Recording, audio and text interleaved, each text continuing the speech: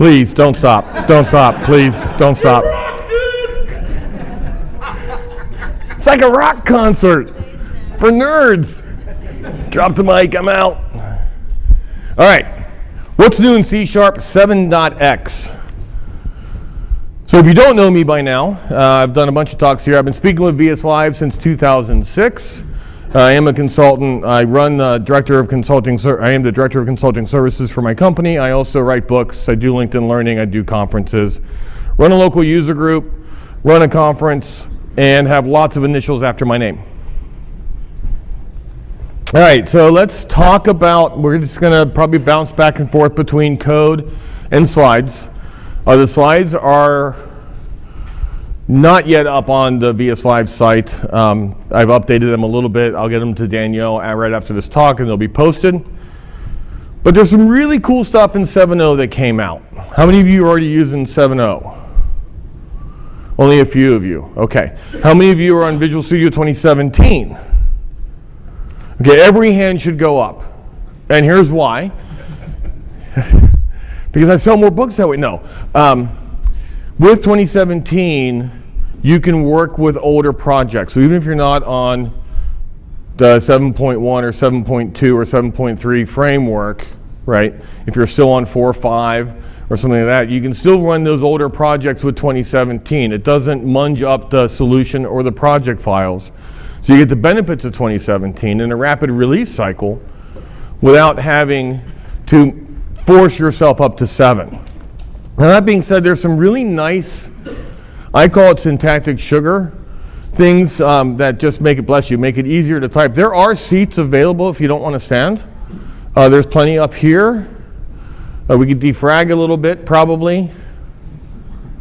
I know we're developers, we don't like sitting next to people, but I'm going to make you. So some of the things are syntactic sugar, right? It's just compiler tricks to make it easier to write. Some of the things are actually changes in how the IL is generated. Local functions I really, really like. What it allows me to, well, let me back up. How many times have you, trying to be a good, solid programmer, said, oh, this method's getting too long. I'm going to break it out. I'm going to extract this method, right, from this code. And then you realize that that method's only called from one place, right? And you go, well, why did I make another method if it's only called from one place? It makes it look like it's part of the surface. Well, there's two things that local functions do for us. First of all, we can get rid of that, making a method just for the sake of making a method. But also, if you look at iterators and async, the problem with iterators and async methods is that if there's an error, right, we don't get that error raised until we go iterate to that first one, or we finish the await. And we would really like to have error checking on the parameters entered and things like that, and know right away that there was an issue. And again, there's more seats if you guys don't want to stand. So let's look at these. We're going to look at them in in Visual Studio 2019. So here I have a whole bunch of tests that drive out the functionality, but let's actually just then go into, here's a way of encapsulating. Let me shrink this down. So I do a lot of work with the steel industry. We do a lot of calculations, and hollow bar is something that is what it sounds like. It's a bar that's hollow. And to get the weight, we have to get the weight based on the outer diameter and then subtract the weight of the inner diameter. So here, this is actually a function inside a function. And instead of writing this code twice, right, I could write this instead of there, and then this instead of here. I can encapsulate it here, but nobody else in my entire project cares about that get weight method in this particular example. So if I pull it outside, what's the point, right? So this is where local functions come in handy for that. The other thing, if we're looking at how the old way works on an IEnumerable, and we're going to iterate through this, right? Let's say that these values are bad. But then here's the yield return. So let's look at the test for this. ReSharper is not working for me in 2019. I can make the font bigger. I'm really bad at the zoom it tool. I'll give you guys all a seizure.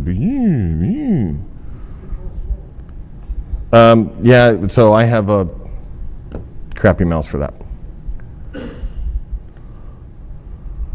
Plus I had 2017 all set up, but I didn't set up this. There, is that big enough? A little more?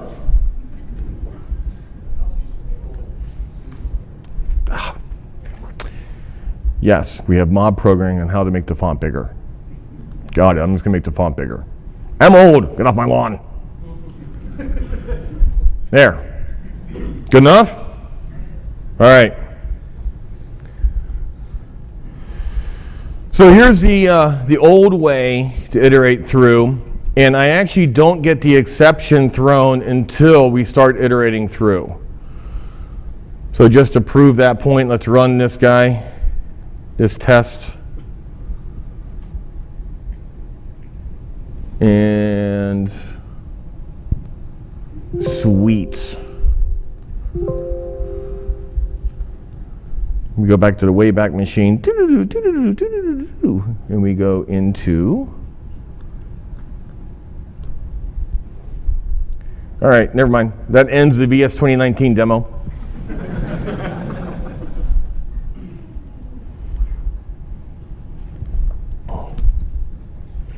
Let me get the test lit up again.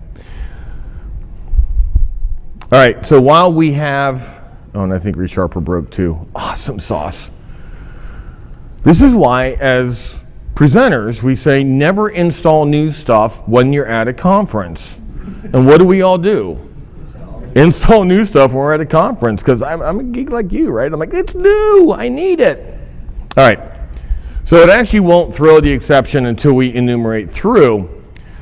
But with the local function, as soon as we call the method without the iterator, then it throws.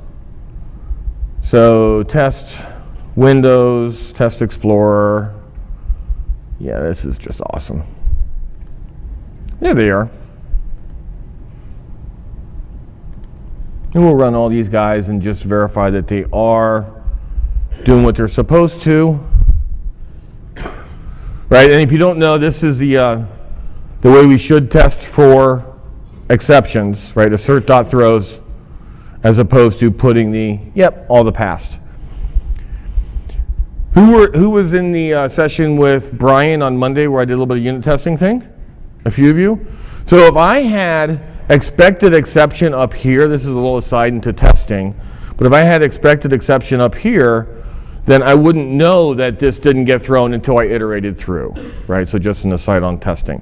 So let's look at how the new code is written.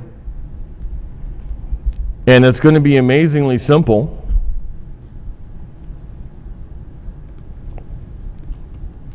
So here's all my checks beforehand. But then the actual IEnumerable is coming out of this local function.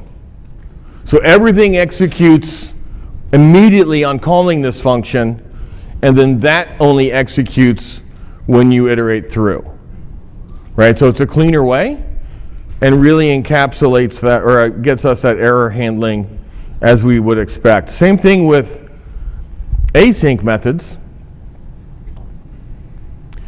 So I'm here, I've got my checks up front. My async is actually coming out of the local method, so that lines 66 through 72 execute right away, and we don't get into the asyncness, yeah, it's a word now, until we get into that local method. Make sense? Sound like a good thing?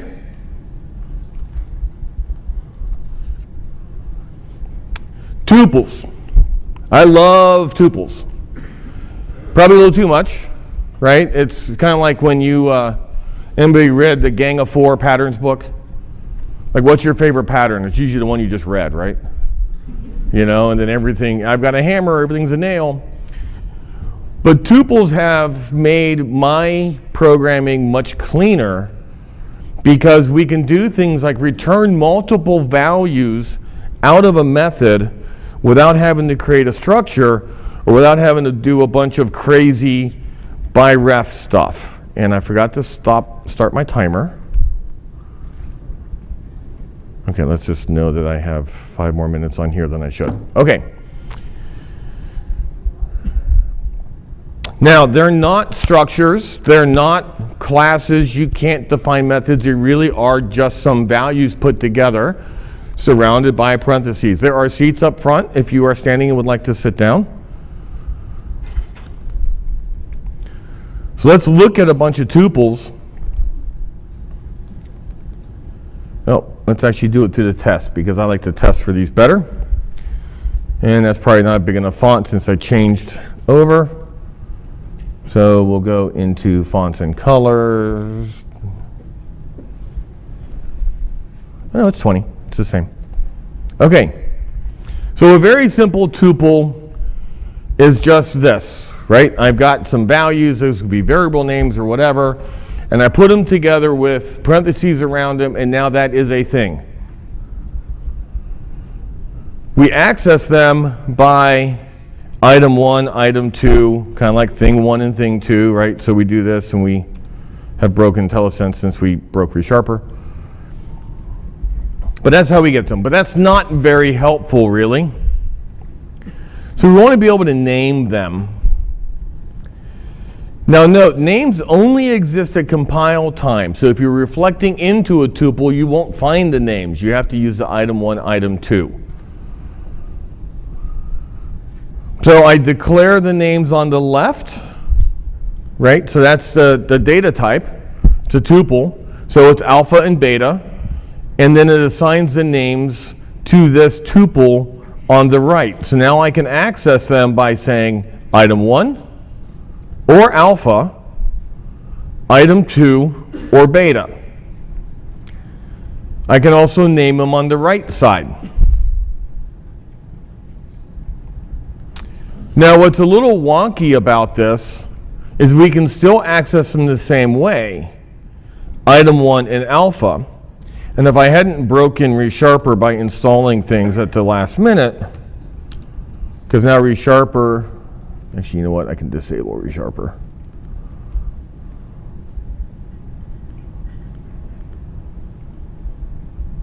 Anybody remember how to disable ReSharper? They don't let you anymore. You cannot disable me. Why would you want to do that? Because it's not working. Thank you.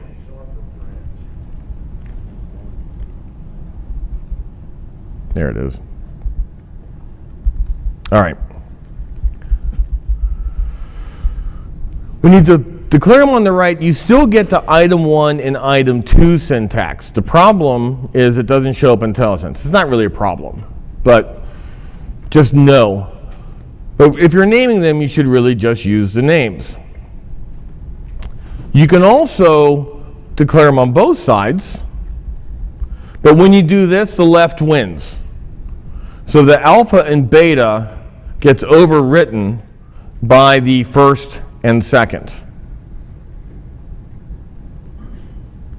So here's an item 1 still there, first, item 1, second, but I can't even compile the beta. It doesn't exist. There we go. There's the red squiggle.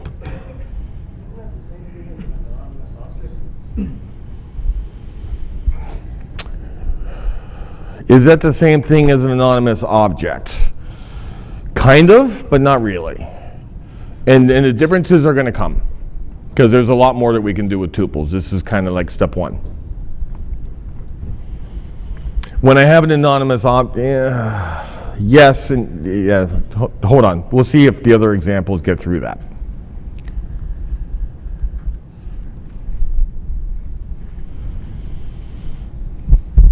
One of the biggest differences between an anonymous object and a tuple is how much space it takes up. An anonymous object is automatically on the heap. Tuples are not necessarily on the heap. They can be on the stack. So that's really the biggest difference between the two. If you're using C#7 straight up, you might have to bring in system.value tuple, but tuples get a lot better in 7.1 and 7.3. But now we can also deconstruct tuples, and we can create deconstruct methods to further deconstruct things that might return a tuple. So let's look at this in code.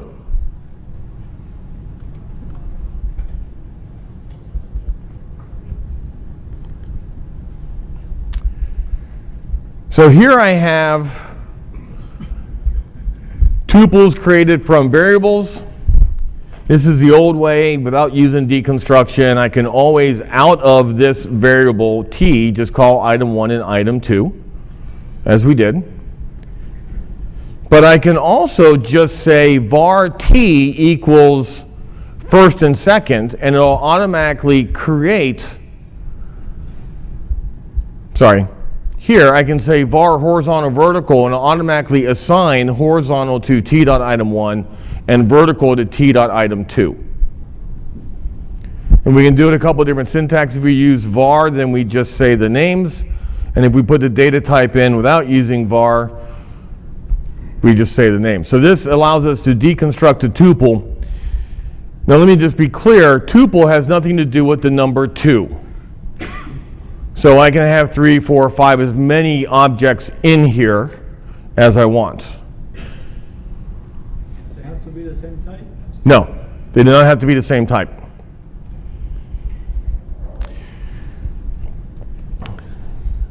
Now we can also add into a class a method called deconstruct. And if we add deconstruct, it automatically deconstructs when we assign a variable to it.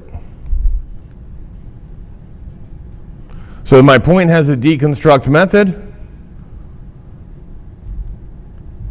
right? So it's the same thing. I don't have to, because your object might have more things in it than 2 or 3 or whatever you want, the deconstruct method specifically then assigns those values over.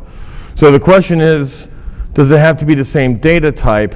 And absolutely not. So let me just do this.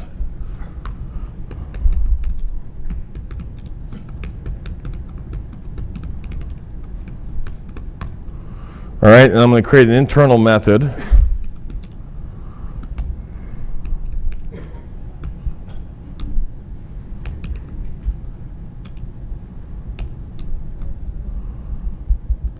And I'll do a public class, my class. Oh, you know what? I have one. I have the point. And my point P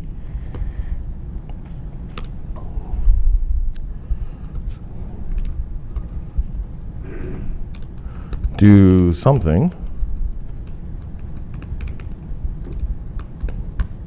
right? And then so return foo 5 new my point 3 comma 2. All right, and then we can test to make sure that we have those things. So var t equals do something, right? And then t dot I. We have t dot s,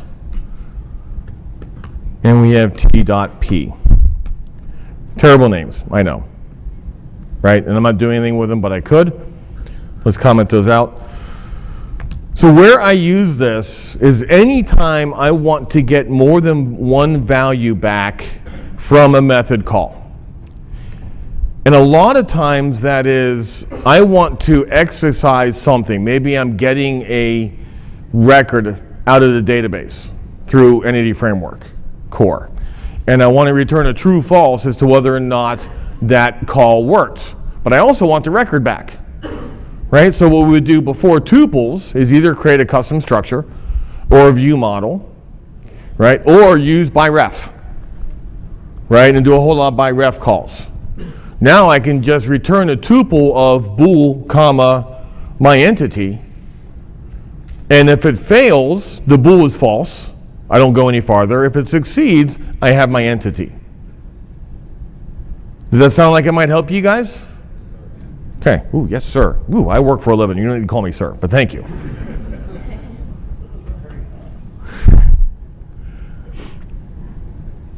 All right. So that's a new struct type, right? It's different. The next thing, out variables, this is really syntactic sugar. What the out variable allows us to do is declare a variable at the same time we're calling the out. So what we had to do in the past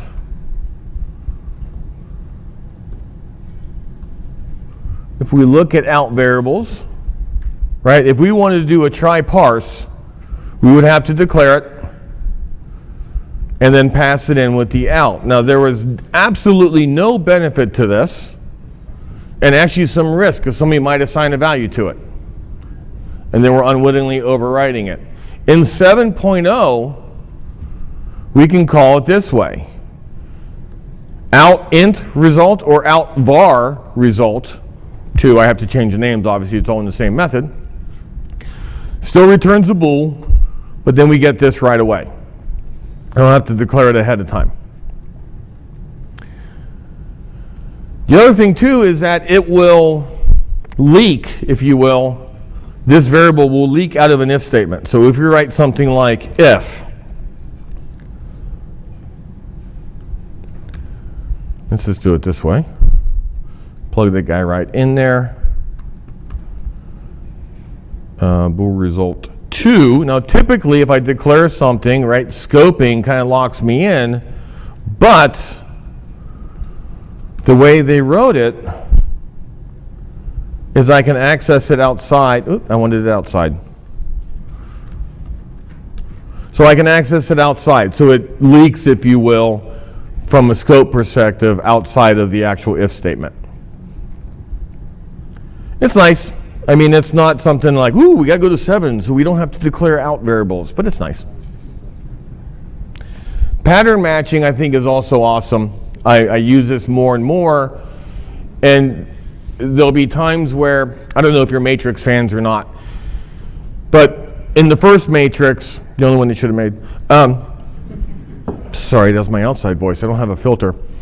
They're looking at all the ones and numbers, right? And they're like, well, can't you see the lady in the red dress? And that's what we need to start doing with these new features is how do we figure out where the pattern matching or the tuples fit in by looking at a bunch of ones and zeros. So what pattern matching does is allow us to, at the time we're doing an is, a type check, assign a variable to that type. So if item is int, assign it to the variable val. How do we have to do that before? If item is int, and then in the brackets we would say, we would cast it, item to an int and assign it to val, right? So it cleans up our code. And it works with custom classes and objects and everything else. We can also do it in switch statements. And I should get my pointer. Sorry, I gotta give this side of the room some love. It's making her have fits with the camera, I'm sure. One change is when you use pattern matching in a case statement, order now matters. Right? Prior to using pattern matching, if you had a case statement, the order didn't matter, right? Because it would just keep going until it found a match. I mean, default had to be last. Default still has to be last. But now, if I'm doing a check, and I'll show you this in real code, 0 stops it. If I had the int val and then the case 0 afterwards, it would never get to the case 0. But I can also filter. So fall into this case if it's an IEnumerable of object, if it's not an empty list. Otherwise, go down to this case. If I string go here, and there's a special construct for null. So let's see how this works in code.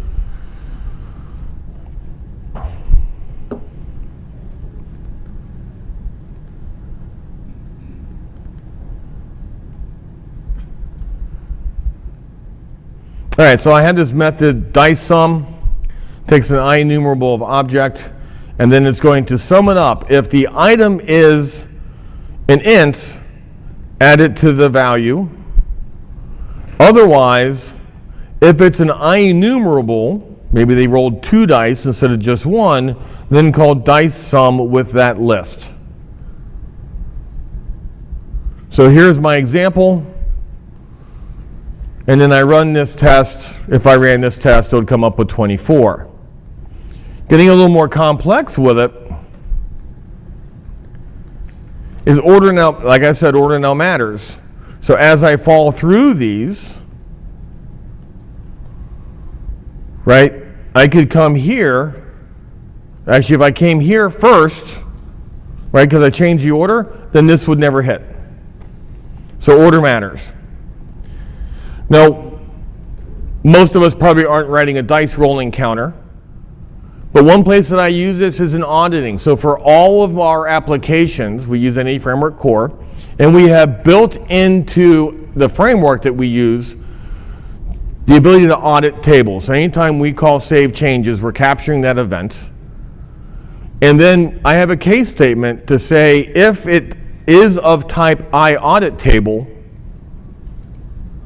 do this. If it's not of type I audit table, then create an instance of the audit version of that table and then save both. Right? Otherwise I just keep looping through. So I use this a lot with interfaces in my data access library. Any questions on pattern matching? Does that sound like it's something helpful? And it gets better in later versions. So I broke this talk up this way on purpose. 7.0 just together because sometimes, a lot of times, unfortunately, companies don't approve dot releases. Right? They won't go to 7.3 until 8.0 gets released, or, for example. So here's all the 7.0 features we're talking about right now. Then I'm going to pretty much go up 7.1, 7.2, and 7.3 together. Discards is also something new, and it allows us to ignore an out parameter. There's a couple watch outs, but I have these in code, so let's jump back into the code. Maybe I don't have them in the code. Here we go. All right. So I want to parse 1, 2, 3. Can I convert this to an int? And maybe all I want to do is know if it's an int, and I don't care what the value is. Using the underscore tells the compiler it is a write once, read never variable, also known as Perl. I can also do a standalone. I just want to call this method. I know I'm returning something. Now in theory, I could just also write the same thing as do.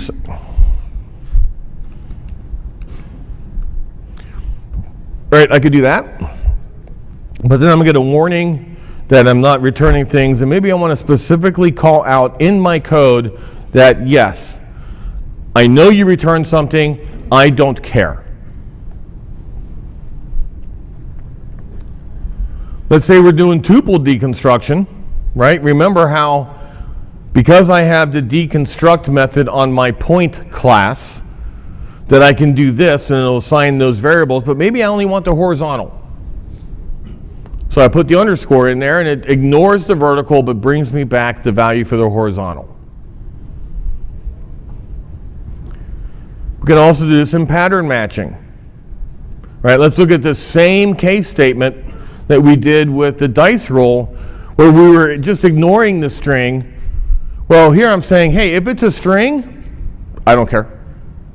It's obviously a mistake because it can only be numeric, right? And really what it does is it just cleans up your code. Like if you're getting a bunch of things returned, and you only care about a couple of them, you don't have to assign all those variables. Now, if I do, let me uncomment this, it's going to show the compiler error.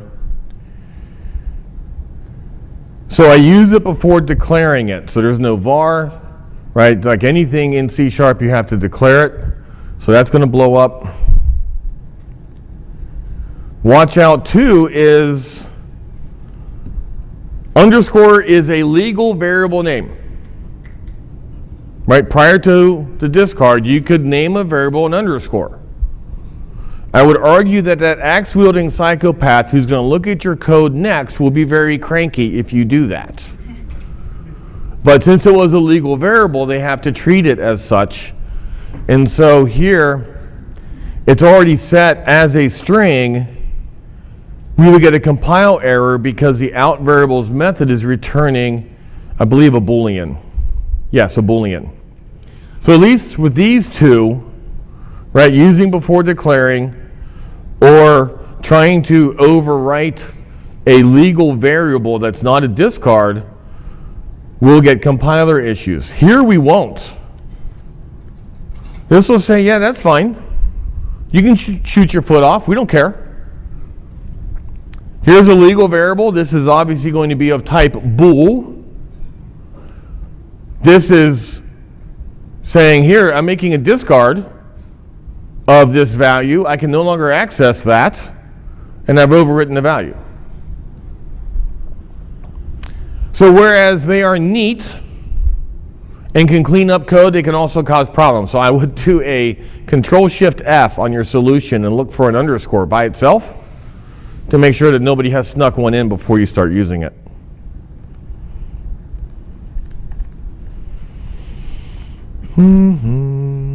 Let's see. Yep, we already talked about those. All right, ref locals and returns. To be honest, this isn't something that I was like, yes, we finally have this. Tuples I was pretty excited about because it's a lightweight and takes care of a lot of the whole refs. But instead of reading a whole bunch of stuff on the slides, let's look at it in code and in tests.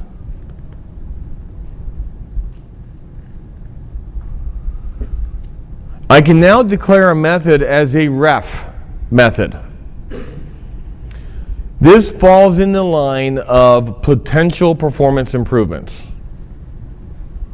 So when I access this, I pass in an array, and I have to, I mean, literally, we are just putting ref everywhere we can think of typing it. And those are the rules. Got to be very clear. So I'm calling this ref method, getting a ref return.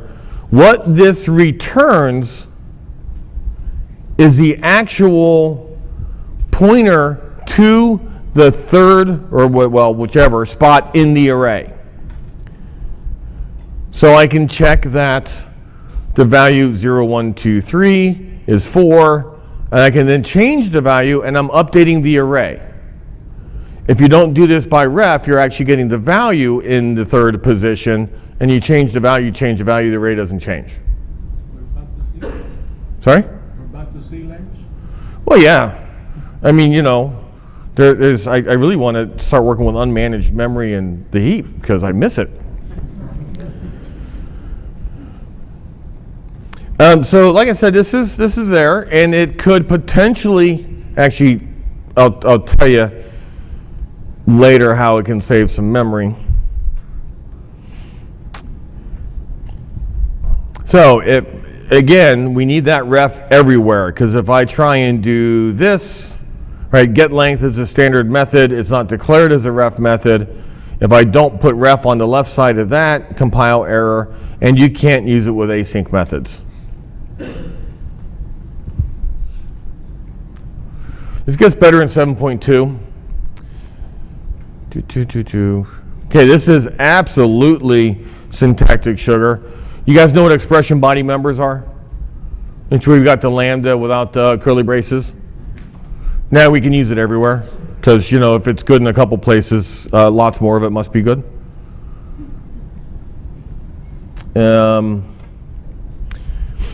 Yeah, so now we can write things like this, right, on our getters and our setters. We can actually do it on the constructor, and we can do it on the deconstructor. Now, I do like expression value memories, or expression bodied members. And the reason I like them is because it gets rid of 2 lines in the source code, right? The 2 braces go away. But it's syntactic sugar. If you look at the IL that gets generated, it's no different.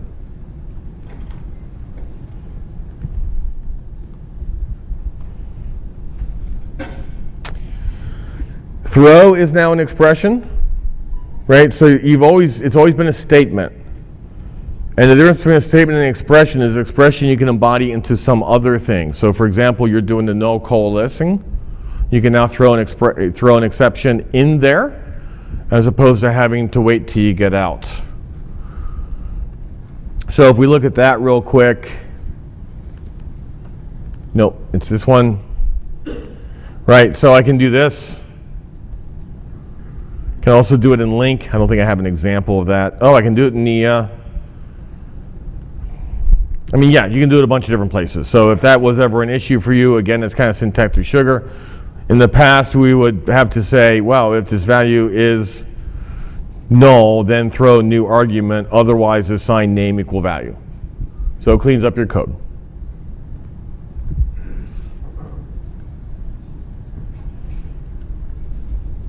This is also in the realm of possible performance improvement. So task is always a reference type. So if I do task event, it's still a reference type. Now unboxing and unboxing. For most of us, it probably doesn't matter, right? But if you are finding some performance hint, you can now use a value type of a value task of int, and it cuts down on the boxing and unboxing. If you guys know what boxing is, right? So it's an object, but it's pointing to the stack in real life, because that's where an int is, but it's going to point to the heap, so it has to box it up as an object, and when you get that int out of the task, it unboxes it back onto the stack. And honestly, it took me significantly longer to explain that than what it takes the computer to do, right? So there's one concrete type value task that was added to the .NET framework. You can also create your own. I keep forgetting this is in the library, because I really try not to add numbers as constants that have like 27 decimal places. This is for binary literals. If you need binaries, you start with 0b. And then you can use the underscore or the digit separator to make it more readable. So here it's billions and billions, right? Underscore, underscore, underscore. It doesn't change the value. Compiler ignores it. This is for human consumption only.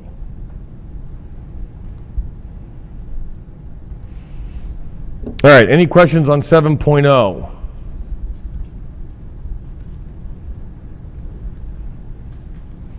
Now, if you want to use 7.1,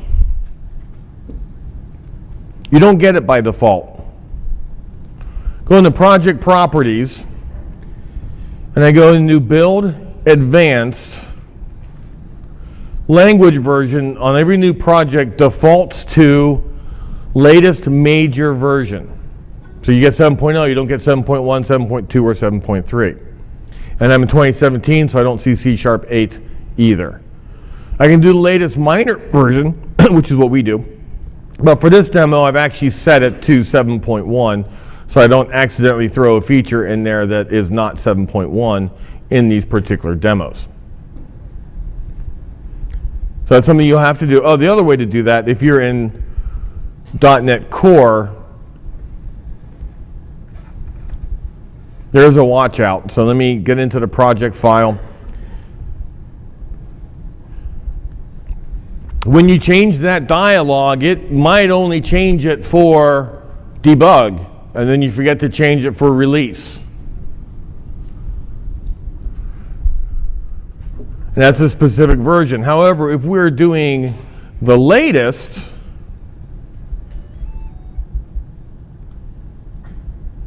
it's wrong demo. Anyway, I'll show that later. You can actually just put latest in here. Language version, latest, or 7.1, and it goes across all configurations. So if you use the GUI to do it, You got to remember to set both. I've heard it's really frustrating if you forget that. Somebody might have told me. Or you just put latest in the property group for the project. 7.1 was pretty minor. Bless you, bless you. One thing we got that was a fairly big change that you might not care about is the fact that the main method of a console application can now be async. Great for demos. I've yet to find a real life situation where it matters to me.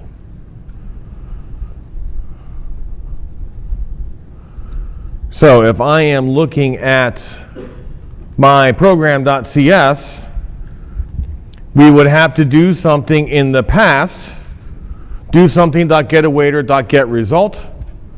I've never been a fan of trying to force an async method to be synchronous because it's just fragile, or fragile. I think that's French. Christmas story, anyone? Okay. So now I can just do this, right? So, woohoo! I mean, it's not really worth a woohoo to me, but it might be to you, right? If that's something that you deal with, like you have, for example, maybe you have a service that you run that's in C# and then you want to run async from the get-go, right? So it's useful. I just haven't found a use for it. Tuples got cleaned up. So now we can infer the names without having to declare the names based on the variables that were used to create the tuple. So here we have alpha and beta are variables. We make a tuple out of alpha comma beta, and now we get alpha and beta as the names. We also still have item 1 and item 2. This drives me batty because I'm very OCD about capitalization of names. Local variables should always be camel cased. Property names should be Pascal cased. So I get a little twitchy with this feature. Still the left side wins over the right, and explicit naming overrides the inferred. So let's look at the tuples once again, right? So here's our alpha and beta. We still get the alpha and the beta, item 1 and item 2. Let me see if, yeah, there we go. I fixed IntelliSense by turning off ReSharper. Awesome. If I put my own names in, then those exist, the lowercase ones don't. So it'll infer if you don't assign it. If you assign it, it doesn't infer. That makes total sense. And then the left still wins over the right. So the only change there is we don't have to put a name here, and we'll get a name.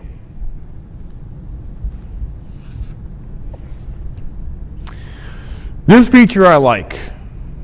We can now assign something as default, and it'll create the default value that is appropriate for that data type. How much time do I have? So reference types are null. Numeric, 0. Enum, 0. That's a watch out, and I'll talk about that in a minute. Boolean is false. Structure, all value types default to their default, and all ref types to null. Right, nullable, has value equals false, value is undefined. And then generics, this I like, right? I can just do default of T, and it'll set the default of whatever that T is that you passed in.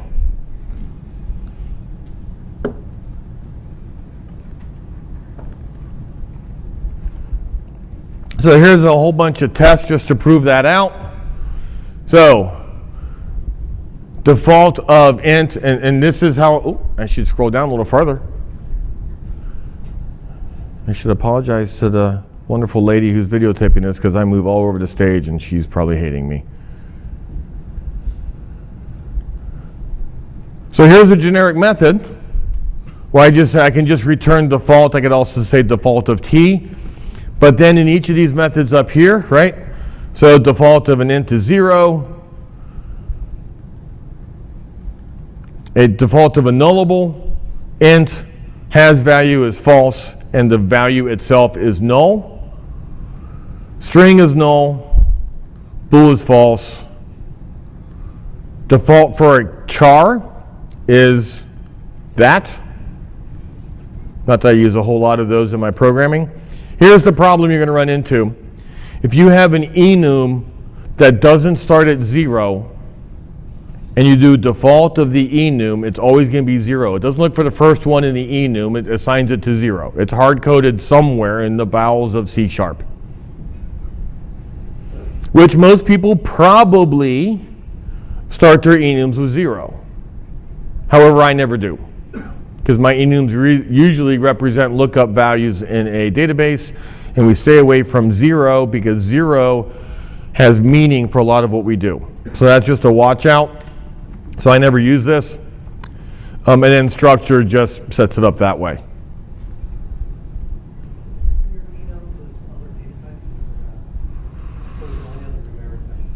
They're just numeric. By the way, I do cover all these features in my C# book when we updated it. Everything up to 7.2. I don't have 7.3 in there. So here's a compiler option. You can create a reference assembly. And a reference assembly is typically used for documentation, things like that. It doesn't have anything in it, and it just has the API service. So the public methods and their signatures get put out in the reference assembly. Yes? So when we have like auto properties and we set the default property with the expression body member, Yes? is that default value set after the constructor is called or during the construction call? So the question is, when I have an auto property and I set it to the default using the, well, it doesn't matter whether it's an expression bodied member or not. You set it to default in the getter or the setter, or you're setting it the property value itself in the constructor? Well, so typically if you have like an auto property at the end where you get set, and you can say equals the value, right? Yeah, so, of course I don't have a single class in Or there. you could set on the end, you can just say equals 4 or whatever. Right. Yeah. That happens at construction. That happens at construction? Yes. Okay. Is that like the beginning of the constructor, the end of the constructor? Don't know. Don't know. Haven't tried it. I haven't tested it that far. So I'm sorry for those you can't hear. The question is it beginning or end of construction? And honestly, I don't know. I treat it as a single set that's not ever order dependent because I don't know what the order is. So, and I always try and keep my construction lightweight anyway. So I don't know. Good question.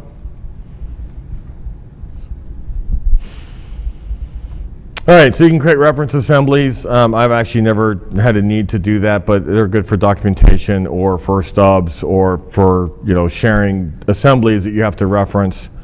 Matter of fact, any framework core abstractions is a reference assembly that you can reference to get all the namespaces. All right, 7.2, we change it the same. We update the same way to make sure we're using 7.2. And there are now there's 4 new ways we can call things. We have the in keyword, we have the ref read-only returns, we have the read-only structure types, and we have ref structure types that are read-only structure types.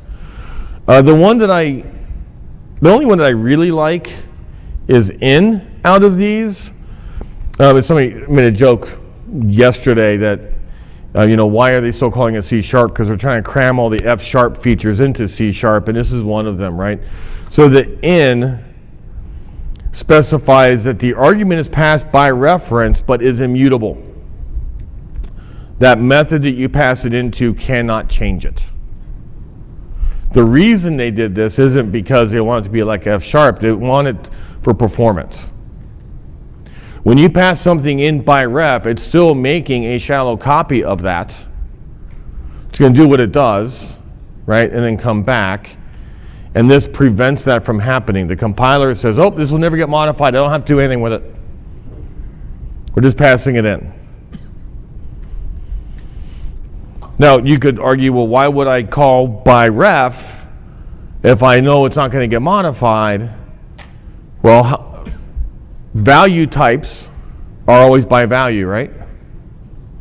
So it's still making a copy, right? So we call by ref.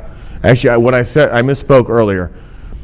By ref doesn't make a copy, it just has a pointer to it. So if I pass in a value type by ref, it's just passing in the pointer. If I call a value type without by ref, it's making a copy of that, right? A local copy for it to use.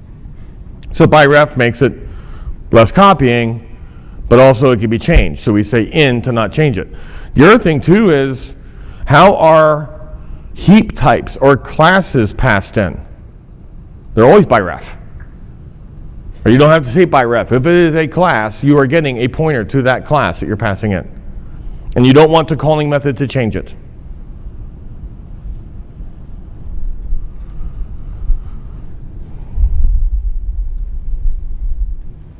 All right, so 7.2.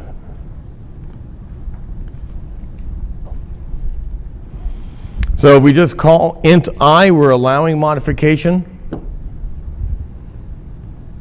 If we don't want them to modify, we say in int I. And then if we try and change it, red squiggle should show up right there. Cannot assign to variable. So now we have compiler checking that we're not changing, excuse me. Compiler checking that we're not changing the value.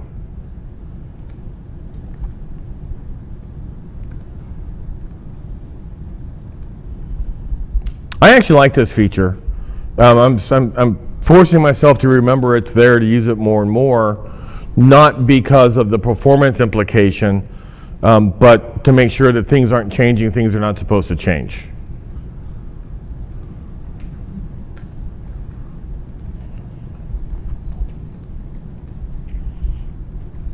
I have an open pop.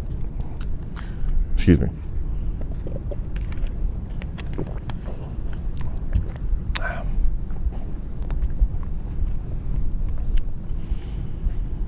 Now, if you are using simple types with the in, right, any of that long list, you're probably degrading performance. So don't use it for ints if you care about the performance, because I think it might be a clock tick slower. Like it's not like going to be like, oh, it's hours now.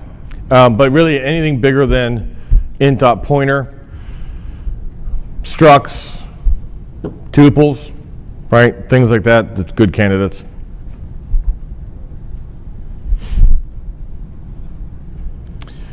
Now we can say, out of that ref return, we can say it's read-only. So if we're trying to assign the value that comes out of that, then we get a compile error. So to see that in code,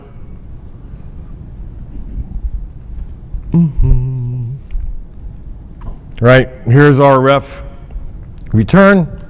We add read-only. Go figure, it is now read-only. We try and write to it. A compile error occurs.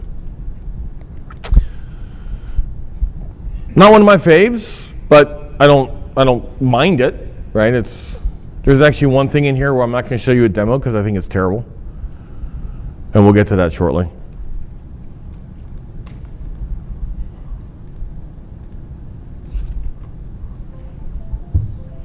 You can make a read-only struct. So merely by putting read-only around right before the struct keyword, it's now read-only. So if you need an immutable struct, there you go. Right, and that's why I made the comment about the little quip about F# is we're getting a lot of these types of immutable calls coming in. If you want a structure to always be by reference, you can declare it as a read-only ref struct. So it always gets passed by reference, but it's still read-only. And this is motivated by span at t. Have you guys looked into the span of T stuff at all? I have a feeling that span of T and the memory improvements that we get from span of T will become big like generics. They're just not there now. Like when generics first came out, we were all kind of like, generics. Extension methods, Oh, well, you got put extension methods in there so you could update your own code, meaning you being Microsoft, without having to break stuff. And I get it, right? It's much better to extend versus change. Remember, that is one of the solid principles. Span of T and the memory handling of strings was, in my opinion, motivated by trying to make Kestrel even faster. So if you have a web request come in to a web server, what are the headers? It's a list of strings, right? And some of them are security headers, and some of them are MIME type headers, and some of them are whatever headers, and cookies, and blah, blah, blah, blah, blah. Well, cookies aren't coming in, but anyway, so we have all these lists of strings, and what Microsoft did was create in C# a way to make that significantly more performant. And by applying this to Kestrel, made Kestrel that much more performant, therefore making ASP.NET Core much more performant, just on the handling of strings. Now, I don't know what the numbers are, right? Much more performant could be like 200 milliseconds.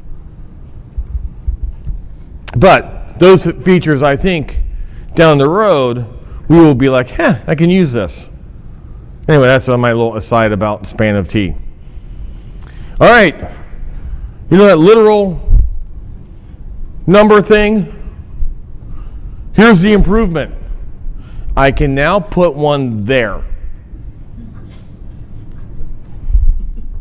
In case you couldn't see on this side of the room, the improvement is I can now put one there.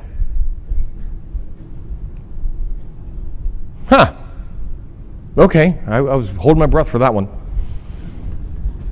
I guess, it separates the B from the first 0 or the first 1, so.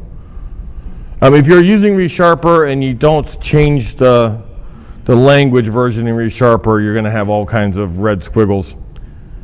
That's that note there. This is new. A conditional expression can now return a reference instead of a value. So if you're calling something by reference prior, and you wanted to put it in conditional, we were doing an if then else.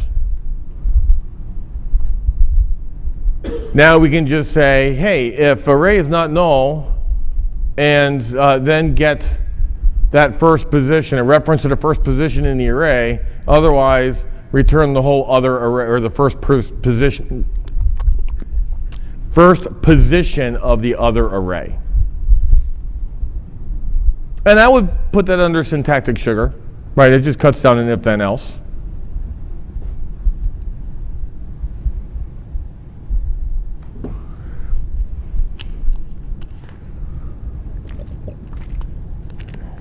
Those of you who know me or have seen me speak before know I can be opinionated. This one falls over the, who would do that? I can now declare a member private and protected, so it can only be accessed by derived classes declared in the same assembly. And I think, honestly, the reason I have that opinion of who would do that is I don't build frameworks or libraries to hand out. I build line of business software. And from a line of business software perspective, I couldn't imagine somebody trying to inherit from one of my classes in this other library as opposed to just putting it in the same library. Right, same assembly. But if you're a language builder or you're building a framework, then I could very well see that I don't want you to derive from this. Because if I make it protected and you reference an assembly, then you can derive from it. So I can see the motivation from that standpoint, just not from what I do in life. I don't even know if I have an example of that.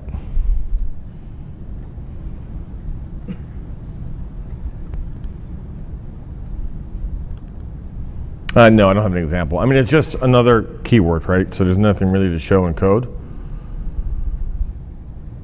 Let me make sure I got all these. So yeah, and there's what we saw in the slide. So.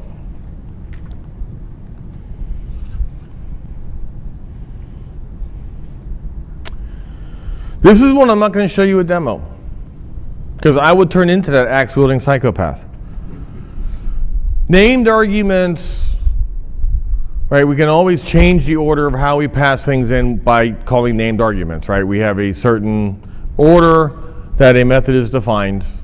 If you want to mess with that order, you can pass in named arguments, or usually, well, I usually only use named arguments if I have optional arguments, right? Something that has a default value. And I only want this one to be non-default, then I'll pass in a named argument. But the order mattered before, so now you can mix named and positional arguments as long as they are in order. So I can name, not name, name, not name, name, not name in my calling method. And I read that the first time that came out, and I was flummoxed as to why you would want to do that. Right? Because I just think it's going to make it hard to read.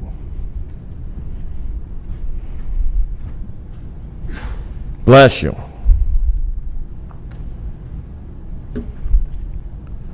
All right, 7.3. 7.3 was a bit of an enigma, easy for me to say, because we've actually been able to use 7.3 for a while. Actually, really, stop. Even when ReSharper's turned off, it's getting in my way. So, if you were running Visual Studio 2017, the early builds, you could reference 7.3 features, but only when you were using Visual Studio.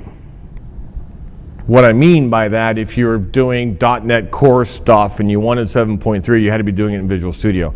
Now, that initial release of 7.3 was a snoozer, right? But 7.3 is now fully available. You can go out and download it from .NET, and it was installed along with Visual Studio 2017 version 15.7. We're up to 15.9.3 now, so 15.7 is probably, what, 6 days old? Sorry. Two main themes, right? Allow safe code to be as performant as unsafe code, and then incremental improvements to some of the prior features that we've already talked about. And there's two compiler options. Now, I do my best not to write unsafe code because it's unsafe, right? But in manufacturing, sometimes we have to deal with archaic printers, like the Zebra printer system is a real pain in the rear to work with. And I just opened up somebody else's water. I'm going to take them all. I'm going to open one. There we go. Put the cap back on. I remember to take that with me so nobody else grabs it. All right, so whereas I don't really do this, I'm going to show you code samples of what it does for you, and again, it's all downloadable through the GitHub repo.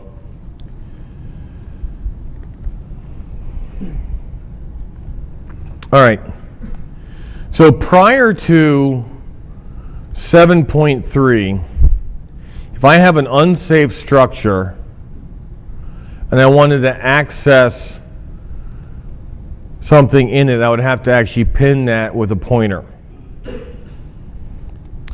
Now, I don't have to. Again, if you're writing unsafe code, this is probably really important to you.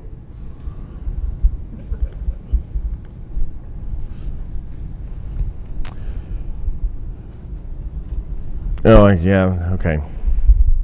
Get right back into the code.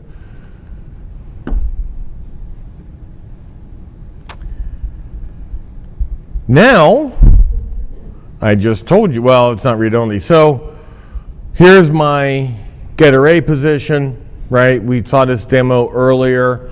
Returns the actual pointer to that position in the array. We set the value to be 5. Right, so it'd be 1, 2, 3, 5. 5 would be the final one. Here's another array, and you couldn't do this before 7.3. I she thought that was kind of good that you couldn't do this before 7.3. But now I can reassign this without having to redeclare it. Now you can't redeclare it because it's already declared, but I can reassign this to another ref return. Right? And then I can,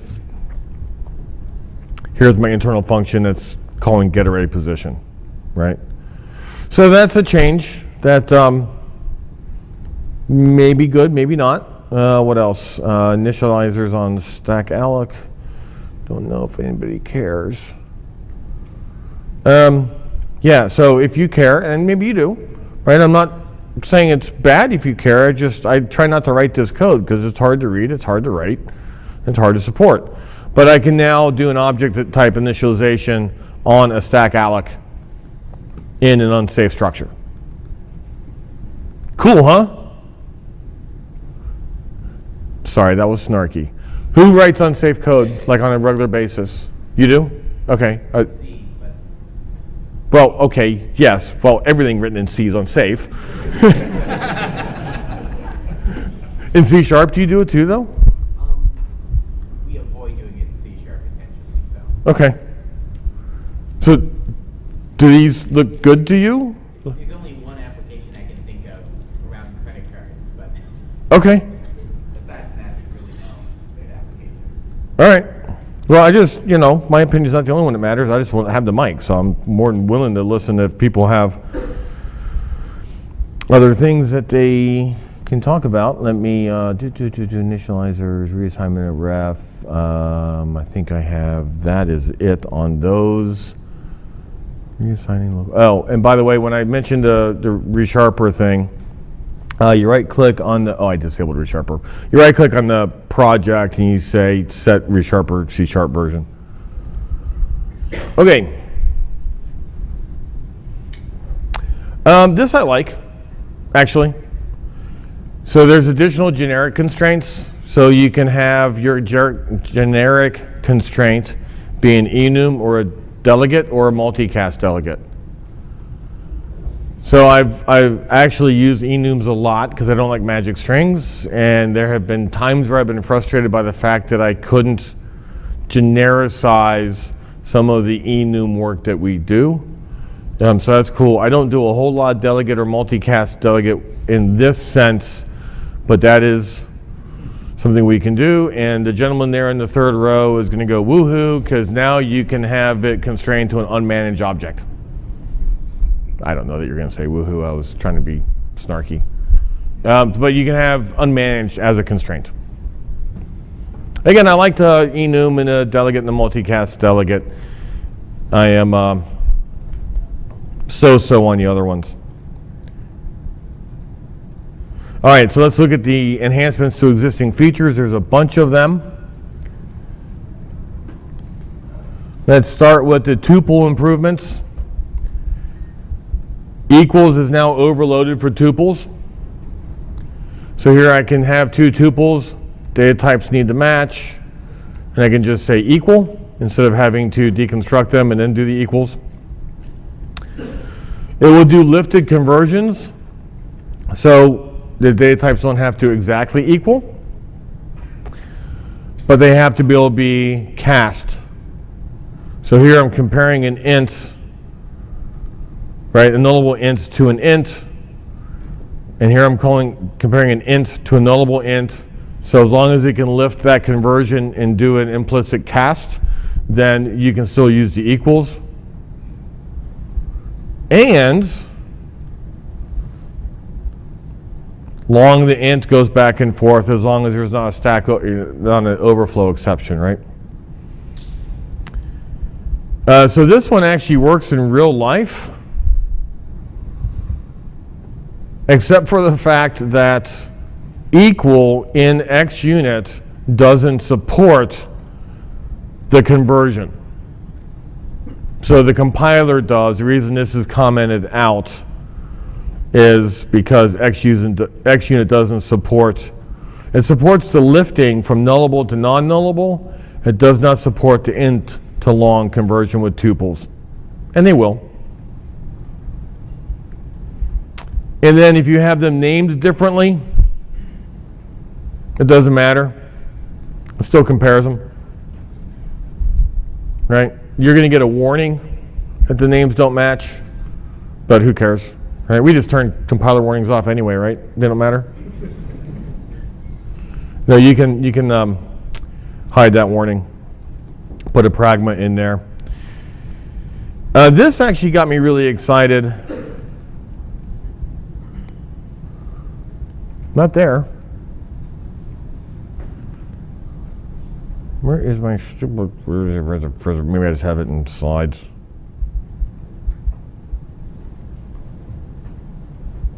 Yeah, I have it somewhere in there, but we're getting close on time, so I'm not going to go hunting for it. So I can mix an auto property and an attribute. So I can write a custom attribute, and I can put it on an auto property, and I immediately what popped in my head was WPF with INotify property changed. Which, I mean, you can use FODI to do that, which does the kind of same thing, but that actually does some IL rewriting for you. So I can write a custom attribute that then only applies to the setter, and then raise the iProperty changed, the property changed event, right? So that's where this jumped out at me as a really cool feature. I haven't really dove down deep into it yet because there are other things on the market that do that.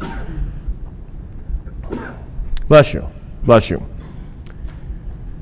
So I can do an expression variable in initializers and link queries. This is just, again, expanding where we can use out variables, such as field initializers, property initializers, constructor initializers, and query clauses.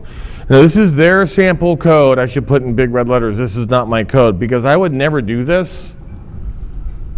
So I have an out as part of the constructor of the base class, and the derived class then passes in the out variable j to go here. And I've really been thinking about this in the past 12 hours. And I'm like, why would they do this? And then suddenly it dawned on me, literally about 30 seconds ago, that this could be very good for what I do with my repository pattern, where my base repository gets in the DB context, but it has to be passed all the way down, right? So what if the base creates my DB context as an out parameter so that the derived class just gets the DB context? Now, that wouldn't work in ASP.NET Core because everything's dependency injected in anyway. But in my WPF applications where we don't have that DI support, that's why I'm kind of thinking this isn't that bad of a feature, right? Because the base of whatever you're doing should do the heavy lifting that the derived class is needed. Otherwise, why have a base class? So I think it's growing on me. We'll put it that way. If you're working on open source or public, you can do the public sign option, which will automatically sign it for you. And then path map will, so you got a whole bunch of things that you're referencing. The path map will replace the source paths that's on your hard drive to mapped source paths. So if you've got lots of things that you're pulling in that aren't in the project structure, this can help you fix it. If you don't have that problem, then it's not going to do any good for you. There was a bug in 7.2. See, this is why some people don't go with the minor point releases. So methods with in parameters must be called with the in parameters. They just fixed that. Okay, so what they fixed was the tie-breaking resolution. So in qualifies as a tiebreaker if I have two methods with the exact same name and the exact same parameters. But if one of them is in and the other one isn't, that qualifies as a tiebreaker. The problem was that if I didn't specifically use the in when I was calling it, I don't know, I never had that bug. So there we go. There was a bug, and it's not there anymore. So if you're going to go to 7.3, skip 7.2 like the holy hand grenade, right? Thou shalt not count to 2 unless proceeding right on to 3. And this is more tie-breaking. And really, I like the way they describe it in the docs. It's like we're trying to make the compiler more human-like, because there's several times where the compiler said, we can't figure it out. And I'm looking at the code going, well, this is obvious to me. And they're just improving that. All right, so let's talk about C# 8. And the only thing I got working is the nullable reference types. I have, am I done? Oh, that's right, I forgot to start this. I kept thinking I had 10 more minutes. All right, here's a bunch of stuff that doesn't work. Nullable reference types, and you know what, I'm just, if you bear with me for 2 minutes, we can go through these slides. So the guy who invented the null reference type has admitted that he thinks it's his $50 billion mistake, that they never should be able to do it. So if you opt in, then it's just like any value type, int question mark. Now it's nullable, otherwise it's not. Async streams, there's a pretty narrow use case for that, but you can have asynchronous strings. Indices and ranges, I really have no idea why these are here. I can't figure out how they benefit us, but an index is literally just an index, and if I combine two indexes together, you get a range. Go figure. I hate this method, and Jeremy Clark probably talked about it in his DI. So I can have an interface now that has an implementation. So if you're going to have an interface that has an implementation, why not make it an abstract class of the interface that you derive from? But they didn't ask my opinion when they made this. Recursive patterns, I do like this. So now we can do some patterns and be more recursive. These are all in the slides that you have. I do like this a lot. I wish I could have gotten it working in 2019 in the 12 hours that I've had it. So I can do a switch as an expression.